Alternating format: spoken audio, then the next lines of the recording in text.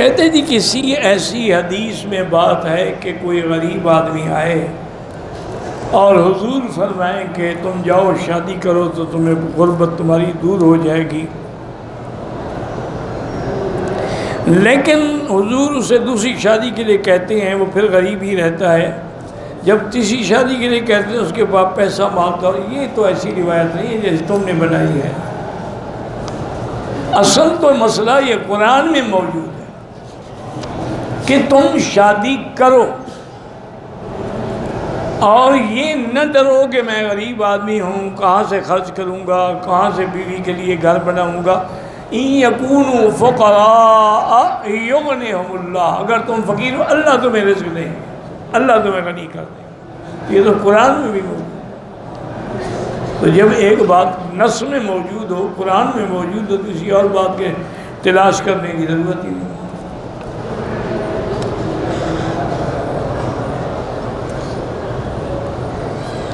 کہتا ہے کہ میری بیوی مجھے کہتی ہے کہ داڑھی رکھو، اگر نہیں رکھتے ہو تو مجھے چھوڑ دو یا طلاق دے دو، تو وہ تمہیں سنت پہ چلانا چاہتی ہے، تم الٹا اعتراض کر رہے ہو۔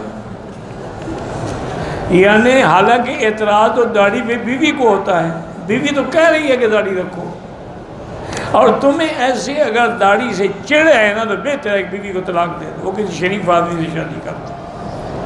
ایسے ذلیل آدمی کے گھر میں رہنے کی کیا ضرورت ہے، داڑھی کا منکر ہو۔ ایک ہے داڑھی نہ رکھنا، یہ گناہ ہے، ایک ہے داڑھی سے نفرت کرنا یا انکار کرنا، وہ بندہ کافر ہو جاتا ہے۔ میری والدہ فوت ہو گئی، اللہ ان کے درجات بلند کرے۔ یہ ایک مسئلہ بنایا ہوا ہے لوگوں نے کہ دولت عورت کے نصیب میں ہوتی ہے اور اولاد مرد کی، یہ سب لوگوں کے محاورے ہیں اور کچھ بھی نہیں۔ کتنے لوگ ہیں کہ جنہوں نے دو دو تین تین شادیاں کی، اولاد نہیں ہوئی، دو دو تین تین شادیاں کی لیکن رزق میں بھی برکت نہیں ہوئی۔ یہ تو بس یہ محاورات ہیں۔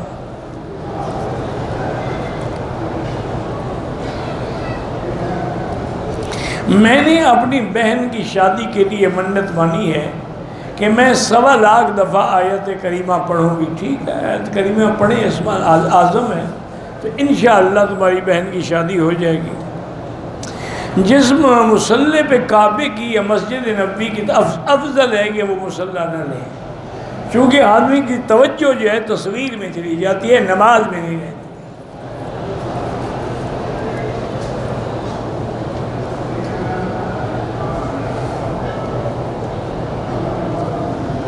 کہتے کہ جو خواب میں حضرت یوسف نے ستاروں کے نام دیکھا وہ تو قرآن میں ہے نا، انی رأیت 11 کوکبا والشمس والقمر رأیتہم لی ساجدین۔ انہوں نے اپنے ابا سے کہا کہ ابا جان میں نے خواب دیکھا ہے کہ 11 ستارے جو ہیں اور سورج چاند جو ہے مجھے سجدہ کر رہے ہیں۔ تو حضرت یعقوب تو پیغمبر تھے نا، پیغمبر تو خواب سمجھ گئے۔ انہوں نے کہا لا تقصص رؤیا علی اخوتک، یہ خواب بھائیوں کو نہ بتا، بھائی تمہارے سنیں گے تو اور حسد کریں گے، ایسا نہ ہو کہ بس تمہیں تکلیف پہنچے۔ یہ تو خواب ہے، یوسف علیہ السلام نے دیکھا تھا، لیکن یہ خواب ستاروں سے مراد اس کے بھائی تھے، شمس و قمر سے مراد اس کے باپ اور والدہ تھے۔ اس لیے جب وہ مصر گئے اور انہوں نے وہاں جا کے ملاقات ہوئی تو حضرت یوسف علیہ السلام نے ان کو بٹھایا، تو سب نے یوسف علیہ السلام کو، ماں نے بھی باپ نے بھی، بات کہتے ہیں ماں فوت ہو گئی تھی، خالہ تھی، تو خالہ بھی ماں کے مقام ہوتی، ان سب نے سجدہ کیا۔ تو حضرت یوسف نے عرض کیا کہ ابا جان ھذا تعویل رؤیایا، یہ میرے اس خواب کی تعبیر۔ یہ ٹھیک ہے، اسی کو بات جو ہے لکھا ہے تو کیا ہو گیا، یہ مسئلہ تو قرآن میں موجود ہے کہ ستاروں سے مراد ان کے بھائی تھے۔ اصل میں ایک آدمی نے، لوگ ایسے بس پوچھتے رہتے ہیں، ایک آدمی نے اپنی بیوی سے کہا کہ تمہیں ستاروں جتنی طلاقیں۔ اب وہ جناب بڑے پریشان کہ کہہ تو بیٹھا میں، ایک مولوی کے پاس گئے، انہوں نے کہا جی میں نے ایسے کہا، انہوں نے کہا وہ 3 طلاقیں تو ہو گئی، چونکہ ستارے تو زیادہ ہیں، وہ اور گھبرا گیا۔ آخر پھرتے پھرتے وہ امام ابو حنیفہ کے پاس پہنچے۔ آپ نے فرمایا جب تم نے کہا تھا تو ستاروں کا حسن مراد لیا تھا یا تعداد مراد لی تھی؟ اگر حسن مراد لیا تھا پھر ایک طلاق، اگر ان کی تعداد مراد لی تھی پھر آپ کی 3 طلاقیں۔ انہوں نے کہا جی میں نے تو ایسے حسن مراد دی، انہوں نے کہا پھر ایک طلاق۔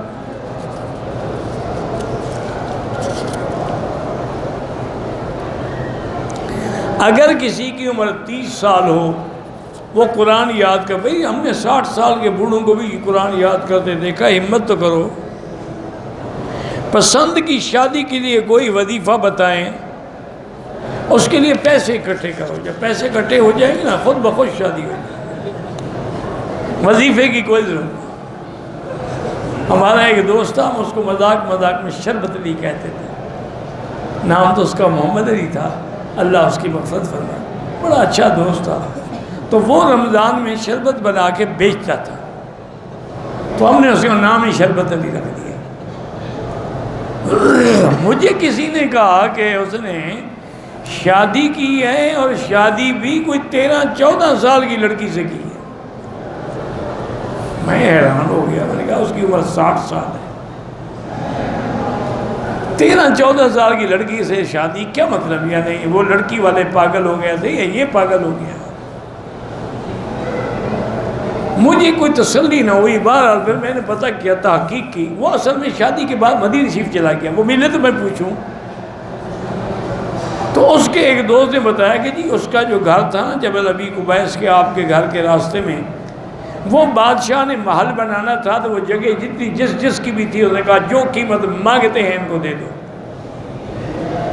تاکہ یہ راضی ہو کر مکان خالی کریں۔ تو اس کو پتہ نہیں 30 یا 40 لاکھ ریال مل گئے، وہ اس نے 3 لاکھ میں خریدا تھا۔ اس نے یہ کیا کہ بھی ایک تو بہترین ولا اولاد کو لے کے دے دیا، سب کو ایک ایک شبہ لے کے دیا، بڑا ولا تھا، میں نے بھی دیکھا تھا عزیزیوں میں۔ ایک مکان اس نے مدینہ شریف میں لے لیا فوری طور پہ، اور ایک آدمی کو 2 لاکھ ریال لے کے اس کی 13-14 سال کی لڑکی سے شادی کر لی، پیسے آ گئے، شادی ہو گئی۔ تو میرے بھائی وظیفے شریفے نہ پوچھو، پیسے اکٹھے کرو، جب پیسے ہو جائیں گے نا شادی کے لیے لوگ خود آئیں گے۔ بھوکے ننگے کے بعد لاکھ وظیفہ پڑھو، کیا اثر کرے گا؟ کوئی فائدہ نہیں ہوتا۔ اسباب پہ عمل کرو۔ کہتے جی کہ غسل سے پہلے آدمی حمام میں برہنہ حالت میں وضو کر سکتا ہے؟ بدبخت، جب غسل کر سکتے ہو تو وضو کیوں نہیں کر سکتے؟ یعنی تمہارا عقل کا کوئی پرزہ ڈھیلا ہے یا کیا؟ اگر برہنہ حالت میں غسل ہو جاتا ہے تو وضو کیوں نہیں ہوتا؟ یاد رکھو جب حمام ہے دروازہ بند ہے، برہنے کا کیا معنی؟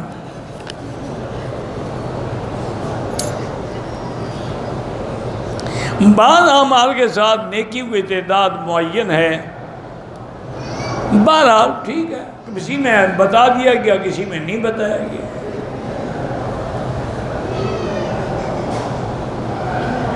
ہر قدم پر اگر آپ حرم میں ہیں تو انشاءاللہ وہی 1 لاکھ نیکی ملے گی۔ طواف کے دوران حجر اسود کو دونوں ہاتھوں سے اشارہ کریں یا ایک سے جائز ہے۔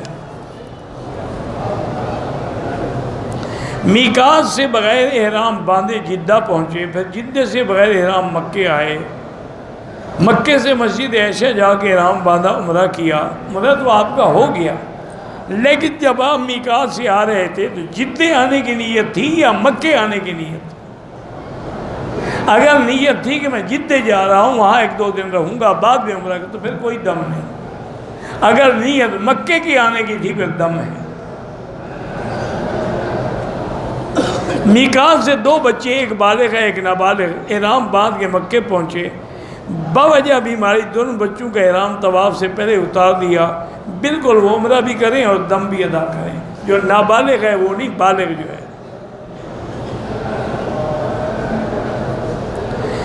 سورۃ اخلاص 200 بار پڑھیں تو دروازے غضب کے بند کر دیتے ہیں، 300 دفعہ پڑھ رحمت کے کھول دیتے ہیں۔ بہرحال یہ ہے سورۃ اخلاص اس میں اعظم ہے، جو مانگو گے ملے گا، باقی یہ جو تم نے لکھا ہے یہ باتیں نہیں ہیں۔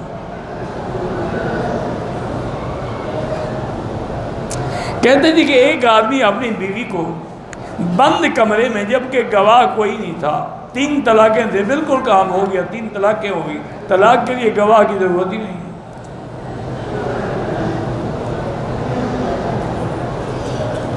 بالکل 3 طلاق وہ ہمیشہ کے لیے آپ پہ حرام ہو گئے۔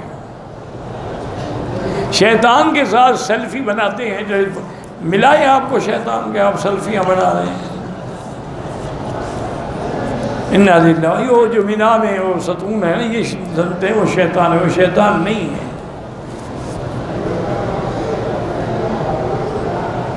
آذان سے پہلے اعوذ باللہ الرحمن الرحیم یہ نہیں کہنا چاہیے۔ اگر فرضی روزوں کی قضا کریں رمضان کے بعد تو سحری کرنا سنت ہے، نہ کرو تمہاری مرضی۔ میرے دوست کا باپ پاکستان سے مدینے آئے گا، مدینے سے مکے، بوڑھا بھی ہے، پیشاب کی بھی تکلیف ہے، وہ مدینے سے احرام باندھ کے آ جائے، پیشاب کی تکلیف ہے تو ہوتی رہے، کیا ہے، تازہ وضو کرا کے ویل چیئر پہ عمرہ کرا دو۔ میں جیرانہ میں رہتا ہوں، اردو رم سے باہر، اپنے باپ کو لینے مدینے جاؤں گا، واپسی پر عمرہ کرنا لازمی، اگر واپسی بھی جیرانہ آؤ گے تو بڑا لازمی نہیں ہے۔ عورت کا شوہر فوج میں حوالدار تھا، وفات پا گیا، اب پنشن کے لیے بینک میں گورنمنٹ کی طرف سے اکاؤنٹ ضروری ہے، تو عورت اپنے بھائی کے ساتھ دوران عدت بینک کھول سکتی ہے اکاؤنٹ جا کے۔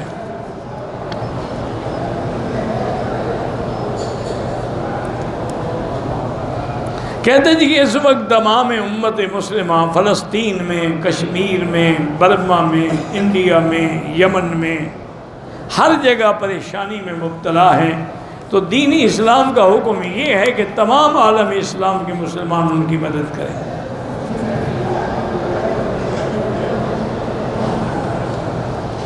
مدرسے میں زکوٰۃ کے پیسے ادارے پہ خرچ نہیں کر سکتے، وہ جو غریب طلباء پڑھتے ہیں نا ان کو دیے جاتے ہیں۔ تبلیغ میں جانے کا فائدہ یہ ہے کہ مسلمان بن جاؤ،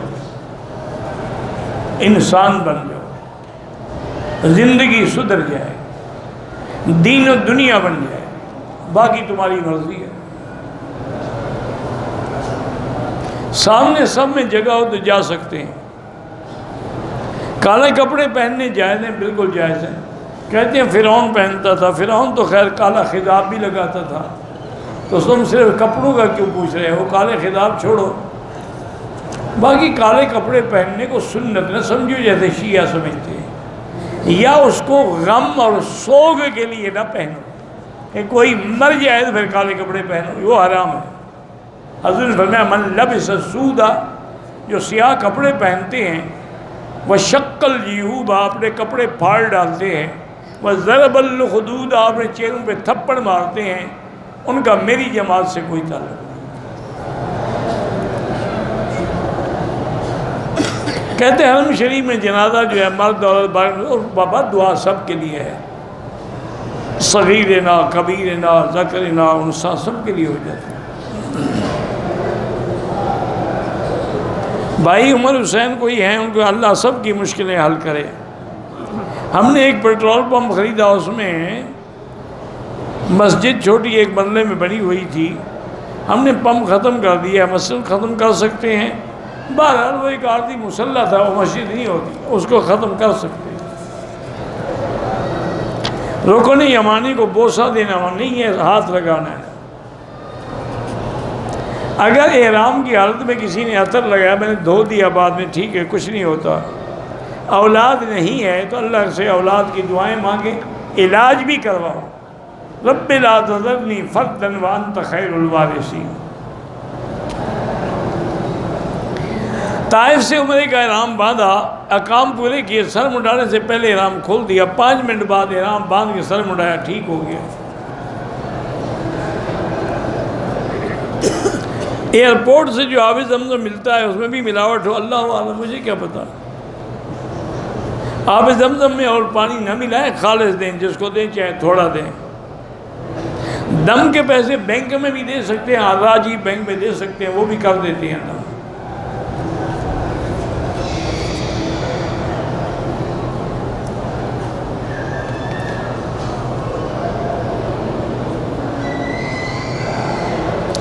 کہتی تھی کہ میں امریکہ سویڈن میں رہتی ہوں، میرا 1 سال کا بچہ ہے، اسے میں نے دودھ بھی پلاتی ہوں۔ ہمارے پاس روزہ جو ہے 22 گھنٹے کا ہوتا ہے، روزہ رکھ سکتی ہوں۔ دیکھیں، اگر آپ کو روزہ رکھنے میں بچے کا دودھ کم ہو جاتا ہے پھر تو آپ اس کو بعد میں قضا کر سکتی ہیں، لیکن وہ ٹھنڈا ملک ہے، وہاں تو پتہ نہیں لگتا 22 گھنٹے گزرنے کا۔ تکلیف تو وہاں ہوتی ہے جہاں گرمی ہو، ٹھنڈے ملکوں میں تو بھوک تو لگتی ہے، پیاس تو لگتی ہی نہیں ہے۔ تو اس لیے ہمت یہی کریں کہ روزے رکھیں آپ، اللہ بچے کا دودھ بھی انشاءاللہ پورا کر دیں گے۔ اور پھر یہ ہے کہ اگر آدمی رکھنا چاہے نا جی، تو بچے کم از کم 8-8 10-10 گھنٹے سوتے ہیں، تو 22 گھنٹے میں 10 گھنٹے سو گیا تو باقی تو 12 گھنٹے بچیں گے۔ تو روزہ رکھنے کی کوشش کریں۔ کفارہ نہیں ہے، کفارہ ان کے لیے ہے جو ایسے مریض ہیں، بوڑھے ہیں کہ کبھی روزہ رکھ ہی نہیں سکتے، تم بعد میں قضا کر لو جب بچہ بڑا ہو جائے۔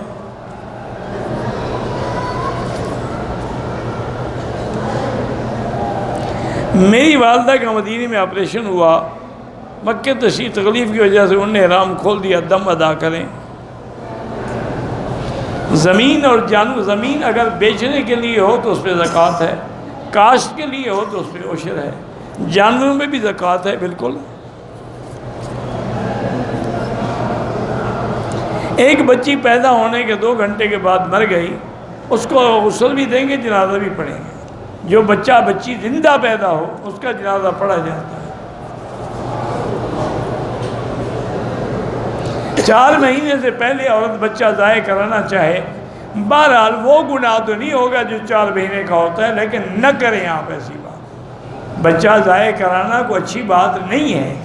اسقاط کرنے سے بعض اوقات عورت کی یوٹرس میں ایسے ڈیفیکلٹیز پیدا ہو جاتے ہیں کہ پھر کبھی بچہ بھی نہیں ہوگا آپ کو۔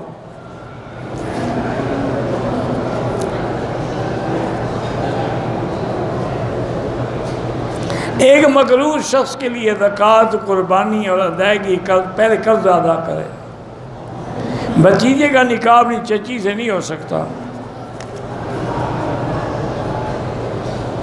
میں اور میری گھر والی مدینے سے آئے، میں نے عمرہ کیا، گھر والے نے عمرہ نہیں کیا تو اس کو عمرہ بھی کرائیں اور دم بھی ادا کریں۔ شارجہ سے احرام باندھا، مکے میں وضو کے لیے کھولا، وضو کے بعد دوبارہ باندھا، کوئی بات نہیں، احرام کھولنے سے کیا ہو جاتا ہے؟ آخر آپ حمام میں جائیں گے، احرام کھولیں گے تو پیشاب وغیرہ کریں گے، احرام کے ساتھ احرام باندھ کے پیشاب کپڑوں میں کرو گے۔ میں پاکستان سے آیا، عمرہ کیا، غلطی دم پڑ گیا، دم ادا نہیں کیا، اور بھی اللہ سارے عمرے قبول کرے، وہ دم جب اللہ توفیق دے ادا کر دینا۔ احرام کے امام کے پیچھے جو نماز روڈ پہ پڑھی جاتی ہے وہ بھی ہو جاتی ہے، 1 لاکھ تو سارے مکے میں ملتا ہے۔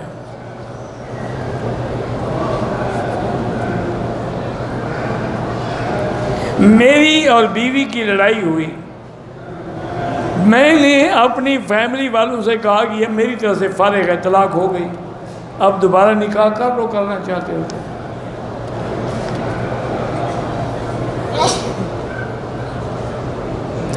بینک میں جو نوکری کرتے ہیں نا وہ جائز ہے، نوکری کو تنخواہ ملتی ہے نا آپ کو۔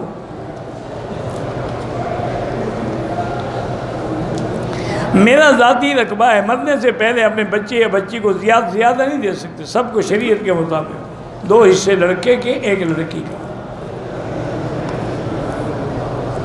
اگر احرام کی حالت میں خوشبو والا صابن سارے بدن پہ استعمال کیا تو دم ہے، صرف ہاتھ دھوئے، 2-4 ریال خیرات کر دو۔ میں ایسے لوگوں کو جانتا ہوں جو حج سے پہلے بھی بعد میں بھی شرک کرتے، مکے والے بھی حج کرتے تھے، شرک بھی کرتے تھے۔ دعا کرو اللہ ان کو ہدایت دے۔ ہماری کل واپسی ہے تو اللہ سے دعائیں مانگیں کہ اللہ آپ کی حاضری قبول فرمائے۔ زمزم کے بارے میں زمزم شفا ہے، باقی بیر شفا میں نہیں جانتا۔ پاکستان میں لوگ حیات النبی کو نہیں مانتے، بہرحال نماز تو سب کے پیچھے ہو جاتی ہے، صلو خلف کل بر و فاجر، لیکن مسئلہ حیات جو ہے وہ جمہور امت کے نزدیک تمام انبیاء حیات ہیں۔ میری بہن جن کی بھی اولاد نہیں، اللہ ان کو صالح اولاد عطا فرمائے۔ اقامہ بھی ختم ہو گیا، دوست بھی چھوڑ گئے، صحت بھی خراب ہو گئی۔ بہرحال آپ اللہ کے حرم میں وقت گزاریں، 2 رکعتیں پڑھ کے اللہ سے مشکل حل کرنے کی دعائیں کریں، حسبنا اللہ و نعم الوکیل پڑھتے رہیں، اللہ ساری مشکلیں حل کر دیں گے۔ عمرے کے لیے آیا، عمرہ کیا، مگر صفا مروا نہیں کیا، گھر آ گئے، دونوں کے کٹا دیے تھے۔ بیگم نے گھر آ کے اسکاف بھی ہوتا ہے، بہرحال دم پڑ گئی، صفا نہیں دوڑے، دم پڑ گئی آپ پر۔ میرے شوہر پر قرضے میں ہے، ان کے پیسے سے صدقہ دے سکتی ہوں، وہ پہلے قرضہ ادا کرو، صدقے بعد میں کرنا۔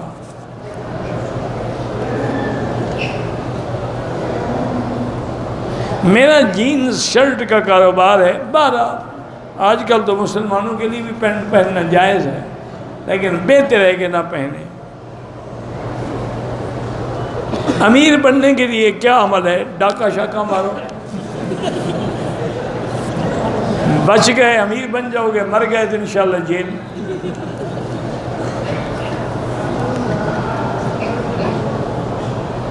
دن میں کتنی دفعہ استغفار پڑھیں؟ 1000 دفعہ پڑھو، 1,00,000 دفعہ پڑھو۔ حافظ بننے کے لیے کیا کرنا چاہیے؟ قرآن میں محنت کرنی چاہیے۔ قرضہ ہے، صدقہ سے پہلے قرضہ ادا کرو، وہی صدقہ ہے تمہارا۔ زمزم کھڑے ہو کے بھی پی سکتے ہیں، بیٹھ کے بھی پی سکتے ہیں۔ میں مکے میں آ کے نکاح پڑھوانا چاہتا ہوں، حرم شریف میں بڑے علماء ہیں، کسی سے پڑھا لینا۔ اگر نماز جنازہ کی 2ری یا 3ری تکبیر میں شامل ہوں تو جب امام سلام پھیر لے، آپ کی جتنی تکبیریں رہ گئی ہیں جلدی جلدی اللہ اکبر اللہ اکبر السلام علیکم۔ خانہ کعبہ کے غلاف کو پکڑ کے دعا کرنا ثابت نہیں ہے، ملتزم پہ سینہ لگانا ثابت ہے۔ نہ انگلی سے نام لکھنے کا حکم ہے۔ میری والدہ کے ساتھ عمرہ کر رہی تھی، طواف 3 چکر کے بعد نہیں کر سکی، ان کے 4 چکر میں نے آپ کے 4 چکر پورے کرنے تھے، کچھ نہیں ہوتا، ان کو ویل چیئر پہ پھر دوبارہ طواف کراؤ۔ میرا بیٹا 1 سال کا تھا، عمرے پہ آئے، واپس آ کے ماں کا دودھ نہیں پیتا، بہرحال درود شریف پڑھ کے دم کیا کرو، آیت الکرسی پڑھ کے دم کیا کرو۔ عمرہ کرنے میرا بھائی، میں اور والدہ آئے، بھائی بچھڑ گیا، طواف سائی کے بارے معلوم نہیں تھا، طواف میں 7 چکروں کے بجائے 6 لگا لیے، صفا میں 7 کے بجائے 4، ہوٹل میں آ کے بال کٹوا دیے، اس پہ دم پڑ گئی۔ عمرہ بھی دوبارہ کراؤ۔ 1400 سال ہو گئے، ابھی ان کو معلوم نہیں تھا۔ روٹی کا پتہ ہے کہ کیسے کھائی جاتی ہے، ناک سے یا منہ سے؟ یہ تو معلوم ہے نا۔ یہ بھی آپ کو معلوم ہے کہ پیزا کہاں سے ملتا ہے، البیک کہاں سے ملتا ہے، صرف عمرہ معلوم نہیں ہے۔ کیا انسانیت ہے؟ چھوٹی چھوٹی کتابیں 2 دفعہ پڑھو تم خود مولوی بن جاؤ۔ ہمارے گاؤں میں امام مسجد ہے، جنازہ پڑھا کے اس کی اجرت مانگتا ہے 1000 روپے اور 1 جوڑا کپڑے۔ ایسے آدمی سے جنازہ پڑھایا ہی نہ کریں۔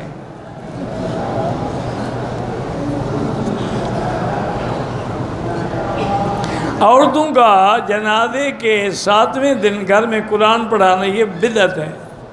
قرآن پڑھنا ہے روز پڑھو، یہ کیا ہے کہ 7ویں دن پڑھانا ہے؟ ایک عورت ملتان سے حیض کے اندر احرام باندھ کے ہوٹل میں دوسری عورت کے مونچھوں کے بال کھینچے ہیں، بڑے کیا دم ہے؟ نوافل میں عورت منہ پہ کپڑا رکھے نہ رکھے. اگر ملتان سے عورت حیض کی حد میں آئی ہے، وہاں سے نیت کر کے آئی ہے، تو اس کو کہیں جانے کی ضرورت نہیں. جب پاک وہ غسل کرے، جا کے عمرہ کرے. میرے گھر میں جادوئی اثرات ہیں، میاں بیوی میں جھگڑا رہتا ہے، کبھی سر کا درد، کبھی کمر کا درد. اب ڈی ایچ ایم ایس شروع کیا ہے. بہرحال گزارش یہ ہے کہ سارے گھر والے بیٹھ کے پانی کا ڈول رکھ لیں، سورۃ البقرہ تلاوت کریں، اس کو دم کرتے جائیں، اور پھر وہی پانی سارے گھر والے پئیں اور سب کے اوپر ڈالیں، گھر کے کونوں میں بھی ڈالیں. اور جس کو زیادہ تکلیف ہے وہ سورۃ البقرہ ٹیلی فون میں فیڈ کر کے ہیڈ فون لگا کے سنا کرے. کچھ لوگ یہاں سے جو کے دانے لے کے جاتے ہیں کبوتر چوک سے. ٹھیک ہے جی، ان کا عقل ہے کہ خامن سے تو اولاد ہوئی نہیں، شاید کبوتر سے ہو جائے.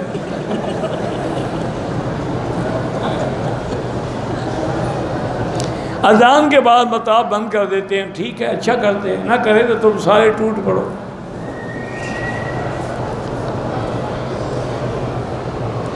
عمرے کا احرام باندھا ہوا تھا، بال کھل گئے، کوئی بات، کچھ نہیں ہوتا. کہتے جی عورت احرام کی حالت میں انڈر گارمنٹس پہن سکتی ہے. فرض کی تیسری رکعت میں سورۃ فاتحہ کے بعد کوئی سورت نہیں ملانی ہے، ملائے تو پھر سجدہ ہے. ہمارے ایک بھائی نے بیوی کو 3 طلاق دے دی ہے، 3 طلاق دے دی تو پکی ہو گئی. اب وہ جب تک حلالہ نہ کرائے اس سے نکاح نہیں کر سکتی. بہرحال ادب ہے کہ قرآن کو بھی پیٹ نہ کرو، لیکن شریعت میں کوئی منع نہیں ہے. میری والدہ بیمار ہے، 85 سال کی عمر ہے، کیا پڑھنا ہے؟ آپ اپنے ساتھ اس کو عمرہ کروا دیں، اللہ قبول کرے گا. ایک طواف ایک کے لیے. میری بیٹی عائشہ پیدائشی طور پہ کمزور ہے، اس کو زمزم پلائیں اور اللہ سے دعا بھی کریں. میری بھتیجی ذہنی طور پہ کمزور ہے، اس کو زمزم بھی پلائیں، سورۃ فاتحہ خود 7 دفعہ پڑھ کے دم کیا کریں. حرم میں جو ویڈیو بناتے ہیں بالکل نہیں بنانا چاہیے. مجھے ذہنی ٹینشن ہے، اللہ پر ایمان نہیں ہے. اللہ پر ایمان ہو تو ٹینشن کیوں ہو؟ استغفار پڑھو. ہم مدرسے کو زکوٰۃ کے پیسے دیتے ہیں، وہ اپنے مدرسین کی زکوٰۃ پہ تنخواہ میں استعمال نہیں ہو سکتا. کل خوانی اور قرآن خوانی یہ سب بدعات ہیں.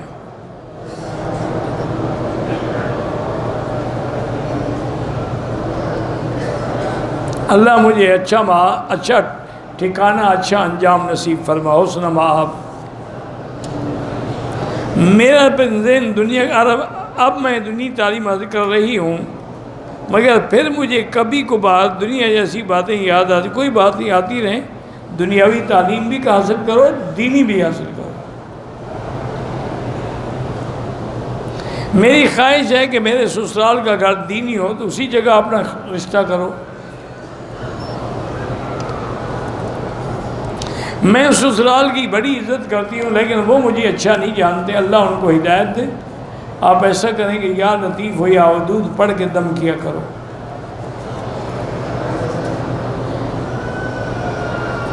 میری بیوی کے ایام حیض سے روکنے والی دوا بھی استعمال کی. جب عمرے کی نیت کی ٹھیک تھا، میقات سے نیت کی، عمرہ ادا کیا، ہوٹل آنے پر اس کو داغ لگا. انشاءاللہ اللہ کرے گا وہ حیض نہیں ہوگا، لیکن اگر اللہ نے پیسہ دیا ہو تو ایک بکری دم کر دو.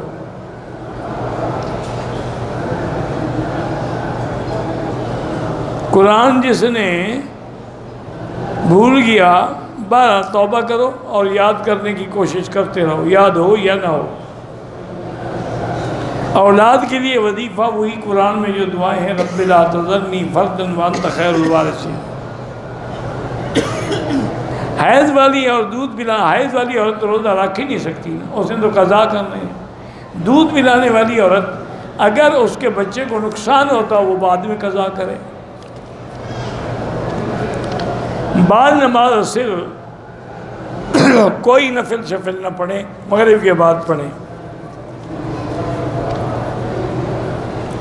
دو علماء کرام ہیں، ان کی شادی نہیں ہوئی، جب وہ علماء کرام ہیں تو اللہ سے خود دعا کریں، ویسے اللہ آسان کرے۔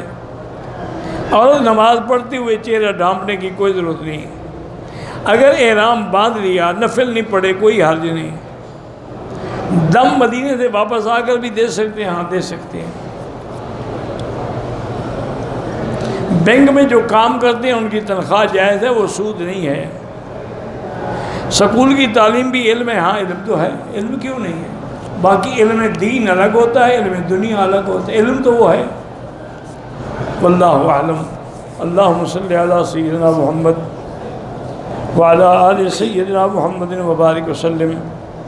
اللہم انت ربی لا الہ الا انت الاحد الصمد الفرد الذی لم یلد ولم یولد ولم یکن له کفوا احد۔ اللہم انت ربی لا الہ الا انت الحنان المنان بدیع السماوات والارض یا ذا الجلال والاکرام۔ اللہم یسر امورنا فی کل زمان وفی کل مکان یا حنان یا منان۔ اللہم یسر امورنا و امور اولادنا و بناتنا و اخواننا و اخواتنا و امور من اوصانا و استوصانا و امور المسلمین برحمتک یا ارحم الراحمین یا ارحم الراحمین یا اجود الاجودین یا اکرم الاکرمین۔ اللہم اکفنا بحلالک عن حرامک واغننا بفضلک عمن سواک۔ اللہم ان لک علینا حقوقا کثیرۃ فیما بیننا و بین خلقک۔ اللہم ما کان لک منها فاغفر لنا ما کان من خلقک وتحمل عنا۔ اللہم لا تجعلنا عقدۃ للمعذرین، لا تجعلنا عقدۃ للآخرین، لا تجعلنا فتنة للقوم الظالمین۔ ربنا ظلمنا انفسنا ان لم تغفر لنا وترحمنا لنکونن من الخاسرین۔ یا اللہ بیماروں کو شفا عطا فرما۔ یا اللہ ہماری ظاہری، باطنی، روحانی، جسمانی، نفسانی بیماریاں، پریشانیاں دور فرما۔ یا اللہ بے حیاؤں کو حیا عطا فرما، بے اولادوں کو اولاد صالح عطا فرما، جن کے گھروں میں بچیاں ہیں ان کو خیر کے رشتے نصیب فرما، بے روزگاروں کو روزگار عطا فرما، قرض داروں کے قرض عطا فرما۔ پوری دنیا میں یا اللہ جہاں مساجد ہیں، مدارس ہیں، دین کے مراکز ہیں، دین کی جماعتیں ہیں، دین کے اجتماع ہیں، کامیاب فرما۔ یا اللہ حرمین الشریفین کو قیامت تک محفوظ فرما۔ یا اللہ پاکستان کی حفاظت فرما۔ یا اللہ یہود اور ہنود اور قادیانیوں کے فتنے سے بچا۔ یا ارحم الراحمین، مسلمان کشمیر میں ہیں، فلسطین میں ہیں، حلب میں ہیں، شام میں ہیں، برما میں ہیں، ہند میں ہیں، یا اللہ عرب میں ہیں، عجم میں ہیں، افغان میں ہیں، ان کی جان مال ابر عزت کی حفاظت فرما۔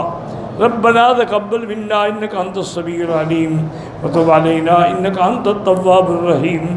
وصلی اللہ تعالی علی خیر خلقہ سیدنا محمد وعلی آلہ واصحابہ اجمعین۔ اللہم صلی علی سیدنا محمد وبارک وسلم۔